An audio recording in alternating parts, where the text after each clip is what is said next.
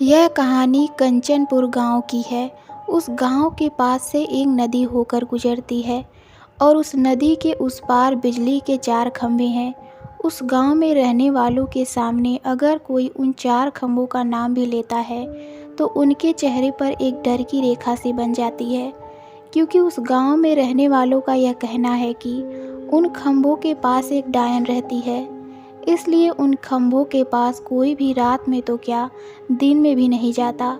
अगर कोई गलती से भी वहाँ चला जाता है तो वो कभी वापस नहीं आता। वैसे भी वो जगह नदी के उस पार है और नदी के उस पार बस जंगल ही है, इसलिए कोई जल्दी उस नदी के पार नहीं जाता। और अगर कोई जाता भी है तो बस अपने जानवरों को घास चराने के लिए या लकड़ी लाने के लिए ही जाता है। वैसे ही महेश भी रोज नदी के उस पार अपनी बकरियों को घास चराने के लिए जाया करता था। वैसे तो उसके पास 2 ही बकरियां थी और उसने अपने उन दोनों बकरियों के नाम भी रखे हुए थे। उसकी एक बकरी का नाम चंपा और दूसरी का नाम चमेली। महेश अगर कहीं से भी उन दोनों बकरियों का नाम लेकर बुलाता तो वो बकरियां तुरंत भागती हुई उसके पास आ जाती। और ऐसे ही एक दिन महेश रोज की तरह अपनी बकरियों को घास चराने के लिए नदी के उस पार गया हुआ था। वो नदी के उस पार तो गया हुआ था, पर वो उन 4 खंभों के पास नहीं गया था। वो उन खंभों से दूर ऊपर की तरफ गया हुआ था, जहाँ बहुत सारे लोग अपने जानवरों को चराने के लिए जाया करते थे।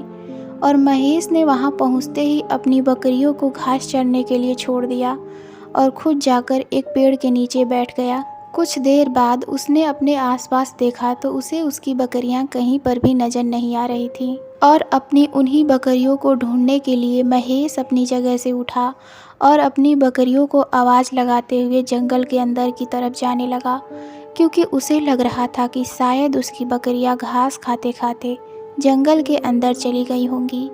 इसलिए वो लगातार अपनी बकरियों को आवाज़ लगाता हुआ जंगल के अंदर की तरफ चले जा रहा था, पर उसको उसकी बकरियां कहीं भी नहीं दिख रही थी। और अब समय भी काफ़ी होने लगा था और वो जंगल भी काफ़ी बड़ा था। अगर महेश ऐसे चलते जाता तो उसे इस जंगल को पार करने में लगभग 2 दिन लग जाता। इसलिए वो वापस नदी की तरफ आने लगा, पर वो बाहर आने का रास्ता भूल गया था। पर वो वहाँ रुका नहीं और सीधा चलते जा रहा था। तभी उसके कानों में नदी की पानी की आवाज़ आने लगी।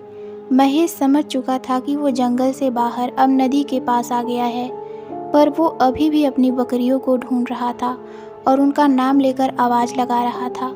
वो आवाज़ लगाते हुए नदी की तरफ चले जा रहा था, पर तभी उसके पैर के नीचे कुछ आ गया। उसने जैसे ही अपने पैरों की तरफ देखा तो उसके शरीर में मानो दौड़ता खून जम सा गया हो और उसके अंदर एक डर की लहर से चलने लगी, क्योंकि उसके पैर के नीचे एक बोर्ड था और उस बोर्ड पे लिखा था, सावधान, आगे खतरा है, आगे 4 खंभे हैं। महेश यह पढ़कर जैसे ही भागने वाला था तभी उसे उसकी बकरियों की आवाज़ आने लगी।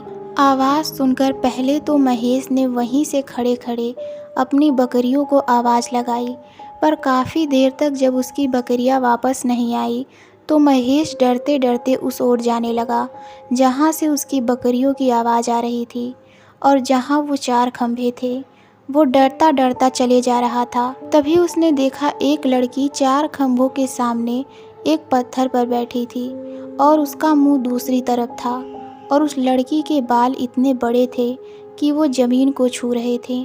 और उस लड़की के पास ही महेश की एक बकरी खड़ी थी। अपनी बकरी को देखते ही महेश ने अपनी बकरी को आवाज़ लगाई, चंपा इधर आओ। उसकी आवाज़ उसकी बकरी ने तो नहीं सुनी, पर वो लड़की जो जहाँ पर बैठी थी उसने महेश की आवाज़ सुन के पीछे की तरफ देखा। उस लड़की को देखते ही महेश उसको देखता ही रह गया, क्योंकि वो लड़की देखने में बहुत सुंदर और आकर्षक थी।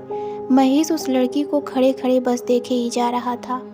तभी उस लड़की ने थोड़ा सा मुस्कुराते हुए कहा, यह आपकी बकरी है क्या? उस लड़की की आवाज़ सुनते ही महेश का भी ध्यान टूटा और उसने अपने सर पर एक हाथ फेरते हुए बोला, जी हाँ, पर इसके साथ मेरी एक और बकरी थी, क्या आपने उसे कहीं पर देखा? महेश की बात का जवाब देते हुए उस लड़की ने अपने हाथ से इशारा करते हुए कहा, वो एक बकरी उस तरफ है। उस लड़की के इतना बोलते ही महेश जैसे ही उस तरफ जाकर देखा तो उसकी आंखें फटी की फटी रह गई, क्योंकि महेश ने देखा उसकी दोनों बकरियों के सर कटे वहीं पर पड़े हुए थे। महेश यह देखकर बहुत डर चुका था, क्योंकि अभी थोड़ी देर पहले उसकी एक बकरी तो उस लड़की के पास बिल्कुल सही थी, पर अब यहाँ पर दोनों बकरियाँ मरी पड़ी हुई थी।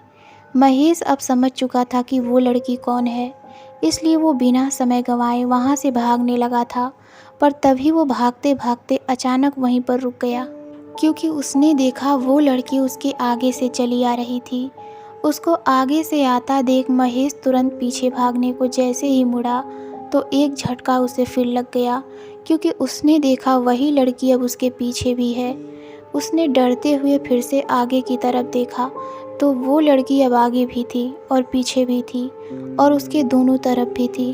यानी उस लड़की या फिर उस डायन ने अब महेश को चारों तरफ से घेर लिया था। उसके बाद वो लड़की चारों तरफ से उसकी ओर आने लगी और उसके पास आते ही उस लड़की का चेहरा बिल्कुल बदल गया और वो एकदम भयानक सी हो गई। और महेश के पास आते ही उस डायन ने एकदम अपना एक हाथ महेश की छाती में डाल दिया और उसका दिल एकदम से बाहर निकाल लिया। कहते हैं वो 4 खंभों वाली डायन अगर किसी को मारती है तो उसे वो पहले चारों तरफ से घेर लेती है, फिर उसके बाद उसका दिल निकाल लेती है। तो दोस्तों, आपको ये कहानी कैसी लगी हमें कमेंट में ज़रूर बताइए। तो मिलते हैं एक और नई डरावनी कहानी में। धन्यवाद।